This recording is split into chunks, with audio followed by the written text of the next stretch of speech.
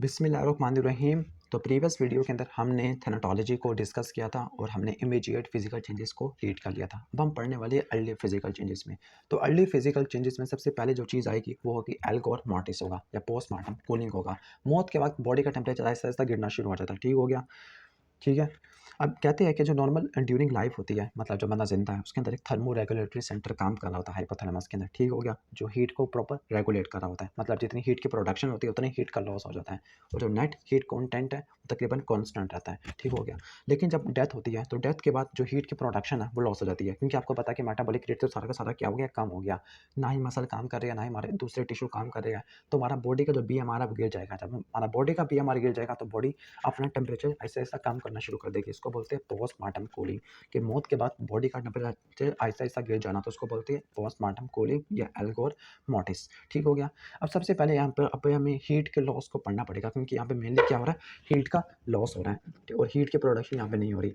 तो एक बंदा था जिसका नाम था शेयर्ड। तो शेयर्ड ने कहा था कि जो हीट लॉस होता है, तो हीट लॉस को उसने एक सिंपल एक्सपोनेंशियल ग्राफ से शो किया था। जैसे अगर आप यहाँ पे ग्राफ से देखो तो जैसे टाइम सिंस डेथ, जैसे जैसे टाइम ज़्यादा हो रहा है मौत के बाद, तो देखा ना एक्सपोनेंशियल कर्व देखने को मिल रही है कि टेम्परेचर एक्सपोनेंशियली कम हो रहा है with respect to time since death. तो एक्सपोनेंशियल ग्राफ किसने पेश किया था, शेयर्ड ने पेश किया था। उसने कहा था कि जो हीट लॉस होता है वो 4 मैकेनिज्म की वजह से हो सकता है, रेडिएशन, कन्वेक्शन, कंडक्शन और वेपराइजेशन की वजह से। ये चारों चीज़ें आपने पढ़ी हुई है फिजिक्स के अंदर। और यहाँ पर एक न्यूटन का लॉ भी डिस्कस किया हुआ है, लेकिन ये न्यूटन का लॉ फोर्स के हवाले से डिस्कस नहीं है, बल्कि ये आया हुआ हीट के हवाले से। वो ये कहता है कि जो हीट लॉस है, जो हीट लॉस का एक रेट होता है वो डायरेक्टली प्रोपोर्शनल होता है temperature difference between surface of the body and the surrounding. तो सिंपल सी बात है कि जितना ज़्यादा टेम्परेचर डिफरेंस ज़्यादा होगा उस बंदे का और सराउंडिंग का, इन्वायरमेंट का, उतना ज़्यादा रेट ऑफ हीट लॉस भी ज़्यादा होगा। जो न्यूटन ग्राफ था तो वो सिंपल क्या था, एक्सपोनेंशियल था। मतलब एक्सपोनेंशियल का मतलब क्या होगा कि जब मौत होती है तो मौत के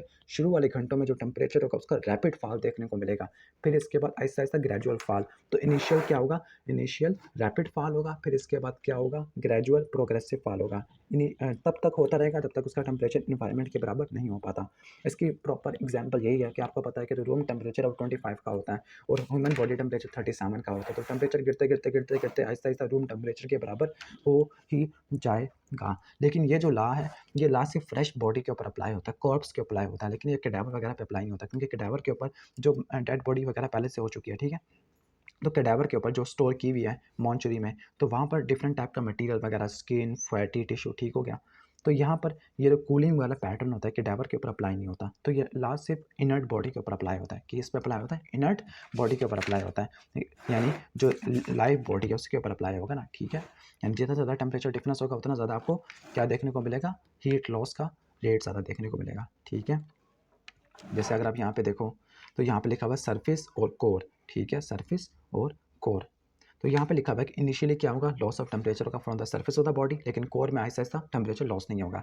फिर जब इनिशियल फेज के बाद जब सरफेस का टेम्परेचर कम हो जाएगा, ठीक है, तो कोर का भी आहिस्ता आहिस्ता क्या होता रहेगा, कम होता रहेगा। ठीक है, टेम्परेचर होता रहेगा। और ऐसा क्यों होता है, क्योंकि जो इंसुलेशन प्रोवाइड होती है ना, इंसुलेशन प्रोवाइड कौन करता है, skin, fatty tissue, subcutaneous tissue, वो ऐसा ऐसा डैमेज होना शुरू हो गया। तो जब भी आपको पहले इनिशियल रैपिड फॉल देखने को मिलता है, फिर ऐसा ऐसा स्लो ग्रेजुअल फॉल। तो स्लो ग्रेजुअल फॉल वो कोर की वजह से देखने को मिलता है। ठीक हो गया। इसके बाद यहाँ पर है हमफ्री या हमफ्री व्यू ऑफ रिकॉर्डिंग टेम्परेचर। ठीक है, हमफ्री। और यहाँ पे भी बिल्कुल वैसे एक सिग्मॉइड कर्व आपको नजर आ रही होगी। तो इस सिग्मॉइड कर्व का क्या मतलब है, पहले जो टेम्परेचर फॉल होता है कहाँ से, सरफेस से होता है, सरफेस से होता है। फिर इसके बाद क्या होता है, कोर से कम होना शुरू हो जाता है। ठीक हो गया, कोर से। फिर एक प्रॉपर एक ग्रेडियंट वगैरह कर्व हो जाता है, और इस ग्रेडियंट की वजह से ग्राफ की जो शेप होती है वो सिग्मॉइड आना शुरू हो जाती है। तो आपने इनिशियली बस ये याद रखना है कि पहले सरफेस का टेम्परेचर कम होना शुरू हो जाएगा, फिर कोर का होगा, क्योंकि जो सरफेस होती है वो इंसुलेशन प्रोवाइड करती है। अब जो हम्फ्री ला क्या करता था, उसने थर्मामीटर को यूज़ किया किसके लिए, टेम्परेचर को रिकॉर्ड करने के लिए। जो स्पेशलाइज थर्मामीटर था, जो स्पेशलाइज ग्रेजुएटेड मर्करी थर्मामीटर था, जिसको उसने बोला केमिकल थर्मामीटर। ठीक हो गया, केमिकल थर्मामीटर। अब उस थर्मामीटर से टेम्परेचर को मेजर किया। तो टेम्परेचर को उसने 3 जगह से मेजर किया, एक है रेक्टम, दूसरा सब हेपेटिक रीजन और तीसरा वजाइना। रेक्टम में किस तरह से बल्ब को इंसर्ट करना 8 से 10 सेंटीमीटर डीप इनटू रेक्टम, जबकि सब हेपेटिक रीजन में किस तरह से होगा कि जो लीवर की इन्फीरियर सरफेस होती है, तो वहाँ पर पहले इसने midline and see the abdomen के ऊपर, फिर वहाँ से इन लीवर की इन्फीरियर सरफेस के साथ इसने कॉन्टैक्ट किया। और तीसरा था वजाइना के जरिए। वजाइना में इसने क्या किया, 8 से लेकर 10 सेंटीमीटर बल्ब को डीप करवा दिया। ठीक है। अब है इसके बाद Robert C Dowler view for medico legal investigation. ठीक है, कि जो इसने ये कहा कि जो अल्कोर मोर्टिस होता है, अल्कोर मोर्टिस को मेडिको लीगल इन्वेस्टिगेशन के लिए यूज़ करते हैं। यानी इसकी मेडिको लीगल इंपॉर्टेंस क्या क्या है? पहली बात, जो अल्कोर मोर्टिस है, ये साइन ऑफ डेथ है, यानी मौत के बाद टेम्परेचर आहिस्ते आहिस्ते गिरना शुरू हो जाता है। दूसरी बात, ये टाइम ऑफ डेथ, यानी जो है किस टाइम पे मौत हुई है उसको एस्टिमेट करने के लिए काफ़ी इंपॉर्टेंट है। जो टाइम सिंस डेथ है उसका फार्मूला लिखा हुआ है, normal body temperature minus rectal subhepatic temperature plus rate of fall. मतलब रेट ऑफ फॉल कितना हो रहा है 1 घंटे में, 1 घंटे में 1 डिग्री फ़ारेनहाइट कम हो रहा है, 2 डिग्री हो रहा है, कितना नॉर्मल बॉडी टेम्परेचर था और रेक्टल में कितना था। ठीक है, तो ये हो जाएगा। अब कहता है कि जो रैपिड कूलिंग, अगर हम डेड बॉडी को फ़ौरन रैपिड कूल कर दें ना, रैपिड कूल कर दें, ठीक है। मिसाल के तौर पे आपको पता है कि डेड बॉडी की प्यूट्रीफैक्शन डिकम्पोजिशन को मिनिमाइज़ करने के लिए हम डेड बॉडी को किसी फ्रीज़र में डाल देते हैं ताकि उसकी डिकम्पोजिशन ना हो, ताकि डेड बॉडी को प्रिजर्व किया जा सके। ठीक है, तो जो रिगर मोर्टिस और डिकम्पोजिशन है इसकी प्रोसेस क्या हो जाती है, स्लो हो जाती है। ठीक है, लेकिन अगर हीट वाले इन्वायरमेंट की तरफ से रखा जाए तो दोनों प्रोसेस जल्दी से स्टार्ट हो जाती है। ठीक है, यानी अगर हीट को प्रिजर्व किया जाए। इसके बाद है फैक्टर अफेक्टिंग एल्कोर मोर्टिस के, वो कौन कौन से फैक्टर्स हैं जो एल्कोर मोर्टिस को अफेक्ट करते हैं। पहला इन्वायरमेंटल टेम्परेचर। इन्वायरमेंटल टेम्परेचर यानी आपको बताया था कि जितना ज़्यादा डिफरेंस होता है इन्वायरमेंटल टेम्परेचर और बॉडी टेम्परेचर में, उतना ज़्यादा आपको हीट लॉस देखने को मिलता है। इसके बाद है कवरिंग ऑन और अराउंड द बॉडी, कि अगर कवरिंग होगी, मिसाल के तौर पर उसने मोटी जैकेट पहनी हुई है तो हीट लॉस कम से कम होगा। ठीक है, तीसरा है बिल्ट ऑफ कैडेवर। अब ये किस तरह से जो होता है बिल्ड वगैरह फिजिक्स किस तरह से इफेक्ट करती है कि अगर बॉडी का सरफेस एरिया जितना ज़्यादा होगा उतना ज़्यादा हीट लॉस होगा। जैसे बॉडी ऑफ चिल्ड्रन, चिल्ड्रन की बॉडी या ओल्ड पीपल होती हैं, उनका सरफेस एरिया रिलेटिवली ज़्यादा होता है as compared to total body weight या लेंथ, तो हीट लॉस भी सबसे ज़्यादा होगा। इसी तरह अगर फीमेल की बात करते हैं, फीमेल में या ओबीस पीपल में फैटी टिश्यू काफ़ी ज़्यादा होता है। तो आपको पता है कि जो फैट है, फैट एक बैड कंडक्टर ऑफ हीट है, जिसकी वजह से उनके अंदर हीट लॉस कम से कम होगा। पोस्टमार्टम क्लैरिसिटी, अब पोस्टमार्टम क्लैरिसिटी इसका क्या मतलब होता है? अब ये थोड़ा सा डिफरेंट है पोस्टमार्टम कूलिंग से। अब जो पोस्टमार्टम क्लैरिसिटी, क्लैरिसिटी ये वर्ड निकला कैलोरी से, और कैलोरी हीट का यूनिट होता है। इसका क्या मतलब होता है कि मौत के कुछ घंटों बाद बॉडी का टेम्परेचर ज़्यादा होना शुरू हो जाता है, इसको बोलते हैं पोस्टमार्टम क्लैरिसिटी। अभी किस वजह से होता है कि बाज़ वक़्त ऐसा होता है कि जो हीट रेगुलेटरी सिस्टम है कुछ ज़्यादा डिस्टर्ब हो गया मौत से पहले। फॉर एग्जांपल किसी की मौत हुई है सनस्ट्रोक की वजह से, ज़्यादा सीवियर गर्मी की वजह से हो गया, या पोर्टाइन हैमरेज की वजह से डेथ हुई है, या ये हो सकता है कि हमारे मसल्स में हीट के प्रोडक्शन ज़्यादा हो गया है स्पैज़म की वजह से, क्योंकि आपको पता है कि जब मसल की कॉन्ट्रैक्शन होती है तो नॉन शिवरिंग थर्मोजेनेसिस आप हीट प्रोड्यूस कर सकती है। जैसे मौत से पहले टेटनस था, स्ट्राइकनिंग पॉइजनिंग थी, एपिलेप्सी थी, इसकी वजह से हीट की प्रोडक्शन ज़्यादा हो सकती है। या ये भी हो सकता है कि जो बैक्टीरियल एक्टिविटी काफ़ी ज़्यादा थी जिसकी वजह से हमारा शॉक हो सकता है, शॉक की वजह से स्पेसिफिकली जो सेप्टिक शॉक होता है इसमें फीवर हो जाता है, क्योंकि जो इंटरल्यूकेंस होते हैं ये हमारे टेम्परेचर को बढ़ा देते हैं। तो सेप्टिसेमिक डेथ में और कॉलेरा में आपको एक पोस्टमार्टम क्लैरिसिटी देखने को मिलती है। तो किन किन कंडीशन के अंदर जब बैक्टीरियल एक्टिविटी ज़्यादा होगी, सेप्टिक शॉक होगा, जब स्पास्टिक कॉन्ट्रैक्शन होगी स्केलेटल मसल की, या हीट रेगुलेटरी मैकेनिज्म डिस्टर्ब होगी मौत से पहले। ठीक हो गया, ये था हमारा पोस्टमार्टम कूलिंग या एल्कोर मोर्टिस। इसके बाद देख लेते हैं लाइवर मोर्टिस, हाइपोस्टेसिस, इसके बहुत सारे नाम होते हैं। इसका क्या मतलब होता है? इसका मतलब ये होता है कि जो हमारी dependent part of the body है, dependent part of the body जो ग्रेविटी के इन्फ्लुएंस में होती है, तो वहाँ पर ब्लड की एक्युमुलेशन होना शुरू हो जाना है। स्पेसिफिकली जो पर्पलिश रेड डिस्कलरेशन होती है स्किन की, तो उसको बोलते हैं लाइवर मोर्टिस, या इसके दूसरे नाम क्या किया, हाइपोस्टेसिस। हाइपो का मतलब ठीक है, हाइपो कम, स्टेसिस का मतलब रुक जाना। पोस्टमार्टम लिविडिटी या स्टेनिंग है, लूसिडिटी है, कॉजिटेशन है, बेबीसिस है, सिजिलेशन है। ठीक है, ये इसके बहुत सारे अल्टरनेटिव नेम्स हैं। अब इसका मैकेनिज्म क्या होता है? इसका मैकेनिज्म ये होता है कि जब जब डेथ होती है ना, तो जब सर्कुलेशन स्टॉप हो गया, सर्कुलेशन स्टॉप हो गया तो blood under the influence of gravity नीचे जमा होना शुरू हो जाएगा, स्पेसिफिकली टोन लेस कैपिलरी के अंदर। वैसे कैपिलरी में वैसे टोन थोड़ी बहुत होती है, वैसे कैपिलरी के अंदर स्मूथ मसल नहीं होते, लेकिन जो वेन्यूल्स होते हैं इनके अंदर स्मूथ मसल होते हैं। जब ये खत्म होना शुरू हो जाती है, ये किसी काम के नहीं होते, क्योंकि जब स्मूथ मसल की टोन खत्म हो गया तो उन कैपिलरी के अंदर पर्पलिश रेड डिस्क जो होता है फ्लूइड की एक्यूमुलेशन होना शुरू हो जाती है, स्पेसिफिकली ब्लड की एक्यूमुलेशन होती है। कहाँ पे होती है? Dependent part of the body. क्यों? क्योंकि ये पार्ट ग्रेविटी के इन्फ्लुएंस में होती है, और ये स्टार्ट होती है मौत से 2 से 3 घंटे बाद। तो हम इसकी टाइमिंग को देख लेते हैं। अब यहाँ पर एक फ्लो चार्ट बना हुआ है, ठीक है, पोस्टमार्टम लिविडिटी का। पोस्टमार्टम लिविडिटी के डिपेंडेंट पार्ट के अंदर होती है, तो पैचेस पहले बनते हैं, फिर वो पैचेस आपस में मिलने के बाद यूनिफॉर्म स्टेनिंग एरिया, मिसाल के तौर पर ये हो सकता है कि सबसे पहले यहाँ पे एक पैच बना, यहाँ पे पैच बना, यहाँ पे पैच बना, यहाँ पे पैच बना, फिर ये पैच मिलकर पूरा एक यूनिफॉर्म स्टेनिंग एरिया बना देंगे। फिर इसके बाद लिविडिटी, अगर फिक्स नहीं, लिविडिटी ने क्या होना, फिर लिविडिटी इनिशियली क्या होती है, फिक्स नहीं होती। फिक्स का मतलब ये पूरी तरह ये वो नहीं होती, फिक्स का मतलब है पूरी तरह इकट्ठी नहीं होती या अटेन नहीं होती। ठीक है, कि लिविडिटी किन किन कंडीशन के अंदर फिक्स नहीं होती, कि अगर पोजीशन ऑफ द बॉडी हमने चेंज कर दिया, ठीक है, तो लिविडिटी किसी और नई एरिया पे है। अभी यहाँ पे लिविडिटी पूरी तरह फिक्स नहीं हुई है, जमी नहीं है लिविडिटी यहाँ पर, तो अगर हम पोजीशन चेंज करते हैं कैडावर की तो लिविडिटी किसी और जगह पे हो सकती है। ठीक है, ठीक है, या पोजीशन को बार बार फ्रीक्वेंटली चेंज करते रहे तो लिबिडिटी अपेयर ही नहीं होगी। ठीक है, यानी अगर पोजीशन सिर्फ एक मरतबा चेंज किया तो लिबिडिटी किसी नई जगह पे आ सकती है, या पोजीशन हम बार बार चेंज करें तो लिबिडिटी कहीं आएगी नहीं। लेकिन अगर आपने पोजीशन को चेंज नहीं किया तो लिबिडिटी एक मरतबा फिक्स होगी, तो ये हटेगी नहीं। ठीक है, और जब भी हटेगी जब डिकम्पोजिशन या प्यूट्रिफिकेशन स्टार्ट होगी। ठीक हो गया। अब यहाँ पे एक वर्ड लिखा हुआ, उसका नाम है कॉन्टैक्ट फ्लैटरिंग। कॉन्टैक्ट फ्लैटरिंग, ठीक है। अब वो कहते हैं वो हमारे बॉडी पार्ट जो किसी सरफेस के साथ कॉन्टैक्ट होते हैं तो वहाँ पे पोस्टमार्टम स्टेनिंग नहीं होती। क्यों? क्योंकि वो पार्ट हमारी किसी वेट ऑफ द बॉडी की वजह से क्या होते हैं, प्रेस्ड होते हैं, रिस्ट वाच की वजह से, कॉर्ब्स की वजह से। फॉर एग्जांपल आपने ये देखा होगा बाजू का हम घड़ी पहने होते हैं तो ये वाला एरिया जहाँ पे हमने घड़ी पहनी होती है वो बिल्कुल वाइट हो जाता है, वो वाला एरिया। चलो, इसका मतलब क्या हुआ, वहाँ पे ब्लड की एकोमुलेशन नहीं हो पाती, वो क्योंकि वहाँ पे कैपिलरी को कंप्रेस कर रहा है। कौन कंप्रेस कर रहा है? हमारी बॉडी का वेट भी कर सकता है, रिस्ट वॉच भी, कोर्स भी, बेल्ट वगैरह, ब्रेजियर वगैरह कोई भी कर सकता है। तो उसको बोलते हैं हम कॉन्टैक्ट फ्लैटनिंग है, कि कॉन्टैक्ट की वजह से यहाँ पे आपको पोस्टमार्टम लिविडिटी नहीं देखने को मिलेगी। पोस्टमार्टम लिविडिटी की मेडिको लीगल इंपॉर्टेंस क्या है? उसकी मेडिको लीगल इंपॉर्टेंस क्या थी? पहला बात ये थी कि साइन ऑफ डेथ है, तो ये भी साइन ऑफ डेथ है। ये भी टाइम सिंस डेथ को एस्टिमेट करने के लिए इस्तेमाल होता है, टाइम सिंस डेथ को इस्तेमाल।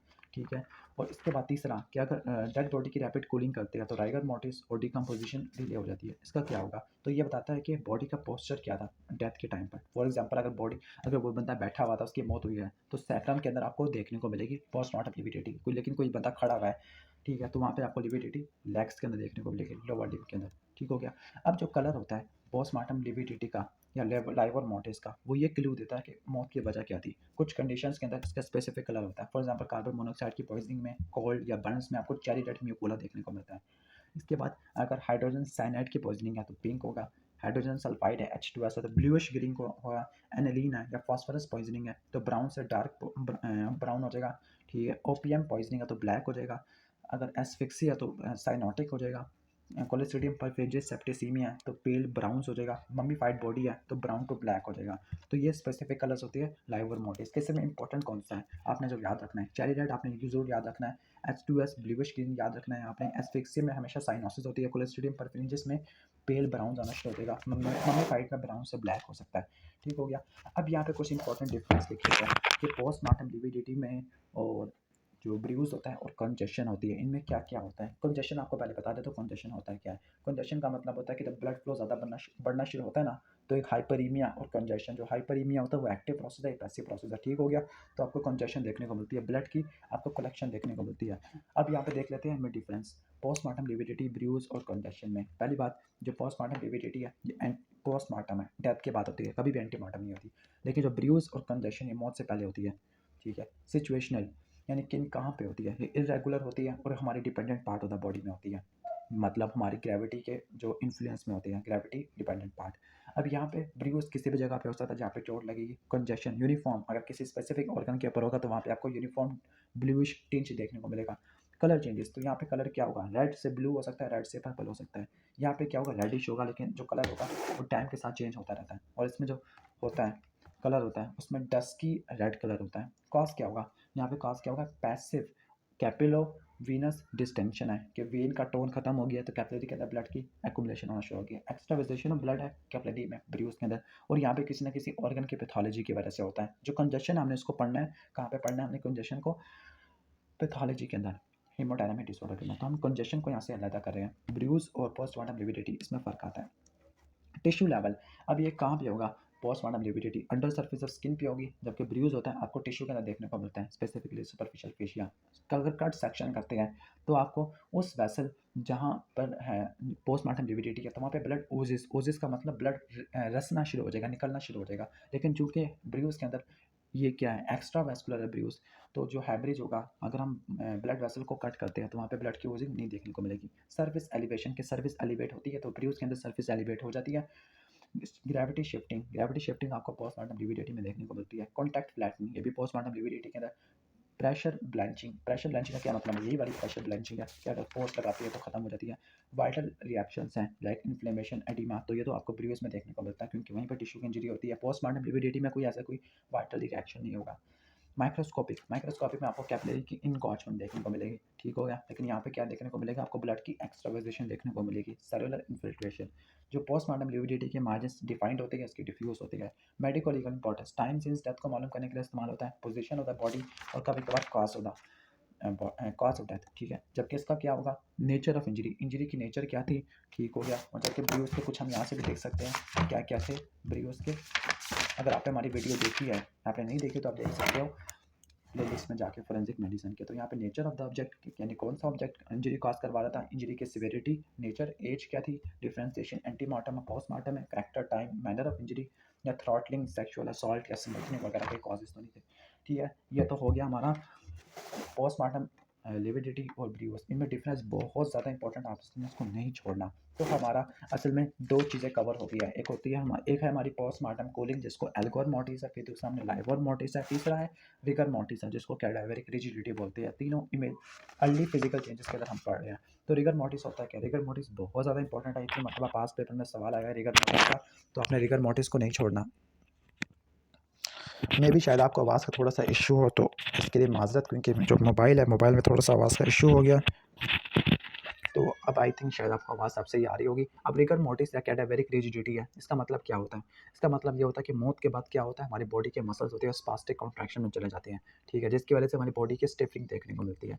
अब होता क्या, इमीडिएटली आफ्टर डेथ के मौत के बाद पहले तो क्या होगी, प्राइमरी फ्लैसिडिटी होगी, प्राइमरी फ्लैसिडिटी। फिर प्राइमरी फ्लैसिडिटी के बाद जब एटीपी की डेफिशिएंसी होना स्टार्ट हो जाएगी तो रिगर मोर्टिस स्टार्ट हो जाएगा, ठीक है। फिर रिगर मोर्टिस के बाद क्या होगी, दोबारा से मसल रिलैक्स कर जाएगा, इसको बोलेंगे सेकेंडरी रिलैक्सेशन, यानी मौत के बाद प्राइमरी रिलैक्सेशन होगी, फिर रिगर मोर्टिस होगा, फिर सेकेंडरी रिलैक्सेशन होगी।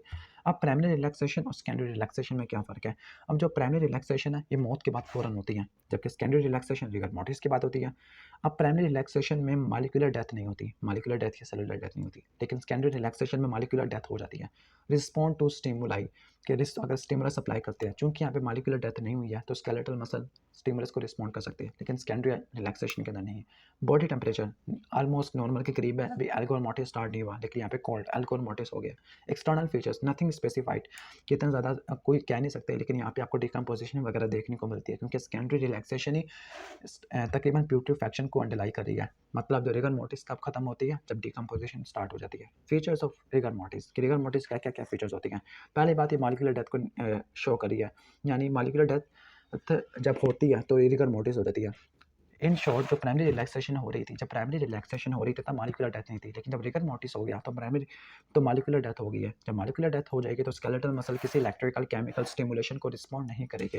रिगर मोटिस हमारे बॉडी के तमाम मसल के अंदर होती है, चाहे वो स्केलेटल हो, चाहे स्मूथ हो, चाहे कार्डिक हो, चाहे वो हमारे वॉलंटरी मसल हो। रिगर मोटिस एक केमिकल प्रोसेस है, ठीक है, और वो किसी ब्लड सप्लाई या नर्व सप्लाई के ऊपर डिपेंडेंट नहीं होता। केमिकल प्रोसेस का मतलब यहाँ पे एटीपी की डेफिशिएंसी होती है, कैल्शियम का लेवल ज़्यादा देखने को मिलता है। अब मैकेनिज्म, अब इसका मैकेनिज्म बहुत ज़्यादा इंपॉर्टेंट है, एग्जाम में पूछा जाता है। तो पहले हम इसकी थोड़ी बहुत फिजियोलॉजी को देख लेते हैं कि नॉर्मली मसल फाइबर के पास दो तरह की कॉन्ट्रैक्टाइल प्रोटीन्स होती हैं, एक्टिन और मायोसिन, ठीक है। जब मसल की कॉन्ट्रैक्शन होती है तो एक्टिन और मायोसिन आपस में एक दूसरे से करीब आती है, क्रॉस वेजेस वगैरह बनते हैं, और इसके बाद इन्होंने रिलैक्स होना होता है। रिलैक्स होने के लिए एक्टिन और मायोसिन का सेपरेट होना ज़रूरी है, तो सेपरेशन के लिए या रिलैक्सेशन के लिए एटीपी चाहिए, ठीक है।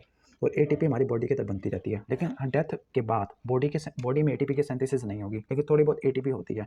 लेकिन जैसे ही एटीपी खत्म हो जाएगी तो फिर क्या होगा कि मसल फाइबर क्या चले जाएंगे, परमानेंट स्टेट ऑफ कॉन्ट्रैक्शन के अंदर चले जाएंगे, मतलब आपस में एक दूसरे से सेपरेट नहीं हो पाएंगे, क्योंकि एटीपी नहीं है, जो क्रॉस ब्रिजेस है वो सेपरेट नहीं हो सकते, तो उसको बोलते हैं रिगर मोटिस। अब इसका ऑर्डर ऑफ अपीयरेंस, ठीक है, ऑर्डर ऑफ अपीयरेंस के किस तरह से होती है, तो इसका ऑर्डर है वो है प्रोक्सिमो टू डिस्टल, यानी पहले प्रोक्सिमल में आएगी फिर डिस्टल में आएगी। किस तरह से कि जो पहले आईलिट्स लिखा हुआ है 3 से लेकर 4, फिर 4 से लेकर 5, 5 से 7, 7 से 9, यानी आपने दो दो ऐड कर देना है, 9 से 11, 11 से 12 आईलिट्स है सबसे प्रॉक्सिमल। फिर फेस और जहाँ पे जाएगी, फिर नेक और ट्रंक, फिर अपर, ठीक है, अपर एक्सट्रीमिटी है, फिर लेग की तरफ गई है, फिर फाइनली हमारे सबसे लास्ट वाला जो डिस्टल रीजन्स होते हैं, अपर लिम में फिंगर्स और लोअर लिम के अंदर टोस वगैरह इनके अंदर होती हैं। अब इसकी इंटरप्रिटेशन क्या होती है, इंटरप्रिटेशन, ठीक है, अब इसकी इंटरप्रिटेशन और इसकी परसेप्शन वगैरह, ठीक है। अब पहले परसेप्शन को देख लेते हैं कि जो रिगर मोटिस है मूव्स विद लिटल फोर्स, के जो स्केलेटल मसल होता है वो तकरीबन लिटल फोर्स से कर रहा है, इसका मतलब वो मॉडरेट फॉर्म में है, ठीक है। अगर स्केलेटल मसल थोड़ा बहुत लिटल फोर्स से मूव कर रहा है, इसका मतलब मॉडरेट फॉर्म में है। अगर वो ज़्यादा फोर्स से मूव कर रहा है, इसका मतलब ये ज़्यादा स्ट्रॉन्ग फॉर्म में आ गया रिगर मोटिस, ठीक है। फ्री मूवमेंट अगर देखने को नहीं मिल रही, इसका मतलब क्या हुआ, अभी डिसअपेयर्ड है, स्पास्टिक कॉन्ट्रैक्शन नहीं देखने को मिली। अगर सिर्फ प्रोक्सिमल पार्ट में रिजिडिटी आई है, इसका मतलब अभी स्टार्ट हो गया है। अगर डिस्टल पार्ट में रिजिडिटी आ गई है, इसका मतलब अच्छे तरीके से डेवलप हो गया है। तो ये जो चीज़ें थी, परसेप्शंस थी, यानी ऑब्जर्वेशंस थी, और इन ऑब्जर्वेशन से आपने क्या क्या कंक्लूजन निकाला, बस इतना इंपॉर्टेंट नहीं है ये वाला। इसके बाद नेक्स्ट है फैक्टर अफेक्टिंग रिगर मोटिस। कौन कौन से फैक्टर्स होते हैं जो रिगर मोटिस को अफेक्ट करते हैं। पहला लिखा होगा फीटस है, दूसरा हेल्थी एडल्ट है, तीसरा चिल्ड्रन और एडल्ट है। कहते हैं जो फीटस जो 7 महीने से कम हो, ठीक है, उसके अंदर ऐसा नहीं होता, क्योंकि जो मायोफिब्रिल्स होती है वो 7 महीने के बाद ही बनना शुरू होती है। इसके बाद है हेल्थी एडल्ट। हेल्थी एडल्ट में आहिस्ता आहिस्ता स्टार्ट होती है, लेकिन अच्छा तरीके से डेवलप होती है और जल्द और देर में जाके ख़त्म होती है। स्लो ऑनसेट और लेट फॉल आउट, यानी लेट ख़त्म हो गया या लेट पास ऑफ। चिल्ड्रन के अंदर क्या होगा, चिल्ड्रन के अंदर जल्दी से आ जाएगी और जल्दी से ही ख़त्म हो जाएगी। इसके बाद नंबर 2 है molecular state at the time of death. Molecular state, ठीक है, मतलब अगर जो इंडिविजुअल है काफ़ी ज़्यादा स्ट्रगल के बाद मौत हुई है तो एटीपी तो ख़त्म हो जाएगा, तो बहुत जल्दी स्टार्ट हो जाएगी और जल्दी ख़त्म हो जाएगी। Nature of death, nature of death ऐसी डेथ जिसके अंदर मौत से पहले स्ट्रगल के साइंस काफ़ी ज़्यादा थे, एक्सॉशन ज़्यादा थी, वेस्टिंग ज़्यादा थी, तो उसके अंदर जल्दी से आ जाएगी और जल्दी से ख़त्म हो जाएगी क्योंकि एटीपी कम हो जाएगा। एटमॉस्फेरिक कंडीशन, अगर कोल्ड विंटर वेदर है तो स्लो ऑनसेट होगा और लॉन्ग ड्यूरेशन की होगी। अगर हॉट समर है तो जल्दी से स्टार्ट हो जाएगी, जल्दी से ख़त्म हो जाएगी, क्योंकि यहाँ पे प्यूट्रीफैक्शन जल्दी स्टार्ट हो जाती है, गलना सड़ना स्टार्ट हो जाती है डेड बॉडी। इसके बाद है वो कौन कौन सी कंडीशन है जो रिगर मोटिस को मिमिक करती है, सिमुलेट करती है। तो पहला कैडावेरिक स्पैज़म, दूसरा हीट स्टिफनिंग है, हीट स्टिफनिंग की वजह से बॉक्सर एटीट्यूड आ जाता है जिसको बोलते हैं प्यूगिलिस्टिक एटीट्यूड। कोल्ड स्टिफनिंग है और गैस स्टिफनिंग है जो कि प्यूट्रीफैक्शन की वजह से होती है। अब एग्जाम में एक इंपॉर्टेंट डिफरेंस आता है, वो है कि रिगर मोटिस और कैडावेरिक स्पैज़म में क्या डिफरेंस होता है। अब कैटापेरिक स्पैज़म है क्या? कैटापेरिक स्पैज़म होता है कि मिसाल के तौर पर बाज़ औक़ात जो मक़तूल होता है, जिसका कत्ल हुआ है, ठीक है, मौत से पहले फॉर एग्ज़ाम्पल अगर किसी ने इसने कातिल को मारना था, इसके हाथ में पिस्तौल था, तो इसने हैंड के मसल को यूज़ किया हुआ होगा, तो मौत से पहले इसने जिन मसल को यूज़ किया होगा, तो मौत के बाद उन्हीं मसल के स्पैज़म देखने को मिलेगा, उन्हीं मसल का अकड़ाव देखने को मिलेगा। तो जो मौत से पहले जो रिजिडिटी होती है और मौत के बाद बिल्कुल वैसे के वैसे ही अटेन हो जाए, तो उसको बोलते हैं कैडावेरिक स्पैज़म। तो रिगर मोर्टिस का कॉज़ क्या होता है? रिगर मोर्टिस का कॉज़ होता है break down of muscle ATP. और जो कैडावेरिक स्पैज़म है, मौत से पहले किसी इमोशनल या एंग्जायटी की वजह से जो टेंशन होती है, स्केलेटल मसल की स्पास्टिक कंट्रैक्शन होती है। अब टाइम ऑफ अकरेंस क्या है कि कितने बाद होती है? ये 2 से लेकर 12 घंटे बाद होती है, ठीक है? 2 से लेकर 12 घंटे। ये तो बताना भूल गया कि रिगर मोर्टिस का क्या होता है टाइम ड्यूरेशन, कि पहले 12 घंटे में स्टार्ट होती है, फिर अगले 12 घंटे में डेवलप हो जाती है, फिर उससे 12 घंटे में क्या हो जाती है? पास ऑफ हो जाती है। तो 2 से 12 घंटे बाद स्टार्ट हो जाती है, ठीक है? कौन? Rigor mortis. और जो कैडावेरिक स्पैज़म है, ये एंटीमॉर्टम फिनोमेना है। डिग्री ऑफ स्टिफनेस, यहाँ पे ज़्यादा स्टिफनेस होती है, यहाँ पे रिलेटिवली मॉडरेट होती है। तकरीबन तमाम तरह की डेथ के अंदर रिगर मोर्टिस होती है, लेकिन यहाँ पर ऐसी डेथ होती है जिसमें इमोशनल स्ट्रेस होता है मौत से पहले, जिसमें स्पास्टिक कॉन्ट्रैक्शन होना शुरू हो जाती है। ड्यूरेशन ऑफ स्टे, कि कितना ड्यूरेशन होता है, हमने कहा था कि ये 12 घंटे में स्टार्ट होती है, फिर अगले 12 घंटे में ये अच्छी तरह डेवलप हो जाती है, फिर अगले 12 घंटे में ख़त्म हो जाती है, तो 12 से 24 घंटे, लेकिन ये मौत के कुछ घंटे बाद तक ये रहती है, ठीक है? और फिर इसके बाद ये रिगर मोर्टिस से रिप्लेस हो जाती है। डेवलपमेंट स्पेसिफिक पैटर्न होता है कि मसलन पहले इसका एक इनिशियल होता है, फिर इसका डेवलप फेज़ होता है, फिर इसका एक पास ऑफ फेज़ होता है। पास ऑफ फेज़ के पहले स्टार्ट हुई, फिर मेंटेन हुई, फिर ख़त्म हो गई, लेकिन इसका कोई ऐसा फेज़ नहीं होता है, इंस्टेंटेनियस होती है। मसल इफेक्टेड, तमाम वॉलंटरी और इनवॉलंटरी मसल्स होते हैं, लेकिन यहाँ पे स्पेसिफिक वॉलंटरी मसल्स होते हैं जो मौत से पहले क्या थे? एक्शन में थे। अदर मेथड ऑफ प्रोडक्शन, या कौन कौन सी कंडीशन है जो उसको स्टिमुलेट करती है? स्टिमुलेट नहीं बल्कि सिमुलेट करती है, मिमिक करती है। तो हीट, कोल्ड, गैस स्टिफनिंग, और यहाँ पे ऐसी कोई कंडीशन नहीं है जो उसको स्टिमुलेट करती है। तो ये क्या बताती है? टाइम सिंस डेथ, जबकि ये बताता है कॉज और मैनर ऑफ डेथ, कि मौत की वजह क्या थी और मौत किस तरीके से हुई है। अब इसके बाद है स्किन चेंजेस, के स्किन में क्या क्या तब्दीली आना शुरू हो जाएगी। पहली बात, इलास्टिसिटी लॉस होना शुरू हो जाएगी, ठीक है? जो फेस है वो बिल्कुल यंगर आना शुरू हो जाएगा, क्योंकि क्रीजेस वगैरह जो रिंकल्स होते हैं वो खत्म होना शुरू हो जाते हैं। स्किन कलर चेंजेस, हाइपोस्टेसिस वगैरह देखने को मिलती है। लिप्स का रंग चेंज होना शुरू हो जाता है ड्राई होने की वजह से, ठीक है? तो ये था स्किन चेंजेस। तो 3 ही थी, आपने क्या रखनी है? Lip colour changes, skin colour changes, और क्या रखना है आपने? लॉस ऑफ प्लास्टिसिटी, ठीक हो गया? अब इसके बाद है आई चेंजेस। अब आई चेंजेस आपको क्या क्या नज़र आ रहा है इस डायग्राम में? पहले आपको नज़र आ रहा होगा प्यूपिल की डायलेशन है। प्यूपिल जिसको आप आँख की पुतलियाँ कहते हो, डायलेट हो गया, फिक्स हो गया, पिपलरी रिफ्लेक्स लॉस हो गया, कॉर्निया रिफ्लेक्स भी खत्म हो गया। और जो ओक्यूलर टेंशन होती है, ओक्यूलर टेंशन का मतलब होता है कि जो जोनुलर फाइबर्स होती है ना, तो जो जिन्होंने जो लेंस को सस्पेंड किया होता है उनकी टेंशन खत्म हो जाती है, लेंस ढीला ढीला हो जाता है। अब यहाँ पे क्या क्या चेंजेस होगी, अब यहाँ पे देख लेते हैं टाइम आफ्टर डेथ। पहला कॉर्नियल चेंजेस, फिर इसके बाद स्क्लेरल चेंजेस, फिर रेटिनल चेंजेस, आईबॉल चेंजेस और प्यूपिलरी चेंजेस। पहले हम चेंजेस को देख लेते हैं। प्यूपिलरी चेंजेस में क्या होगा? डायलेटेड प्यूपिल होगा, ठीक हो गया, लेकिन जब रिगर मोर्टिस होता है ना तो फिर कॉन्स्ट्रिक्ट होता है थोड़ी देर के लिए। क्यों? क्योंकि वहाँ पे इसके स्केलेटल मसल की कॉन्ट्रैक्शन होती है। इसके बाद है आई बाल चेंजेस, कि आई बाल की फ्लैसिडिटी होना शुरू हो जाएगी और आई बाल ऑर्बिट के अंदर धंसना शुरू हो जाएगी। क्यों? क्योंकि इंट्राओकुलर टेंशन होती है। इंट्राओकुलर का मतलब जो आइज़ के अंदर जो फ्लूइड होता है उसकी टेंशन खत्म होना शुरू हो जाती है। इसके बाद रेटिनल चेंजेस क्या होगा? रेटिनल चेंजेस में आपको फ्रेगमेंटेशन देखने को मिलती है, ठीक है, जिसको आप बोलते हो ट्रैकिंग। किसकी? ट्रैकिंग। दूसरी तरफ रेटिना और जो एरिया होता है ऑप्टिक डिस्क का वो येलो होना शुरू हो जाता है, पेल होमोजीनियस वगैरह। स्क्लेरल चेंजेस के अंदर आपको ट्रायंगुलर स्पॉट्स बनना शुरू हो जाते हैं स्क्लेरा के ऊपर, डस्ट या सेलुलर डेब्रिस की वजह से, तो इनको बोलते हैं टेक्टिन्यूल्स।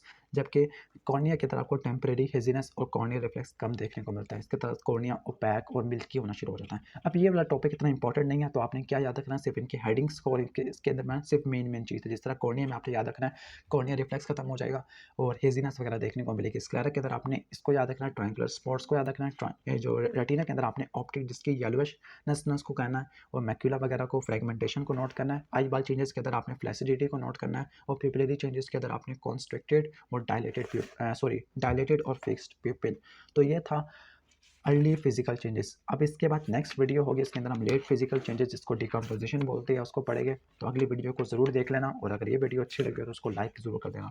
Thanks for watching this video. अल्लाह हाफिज़।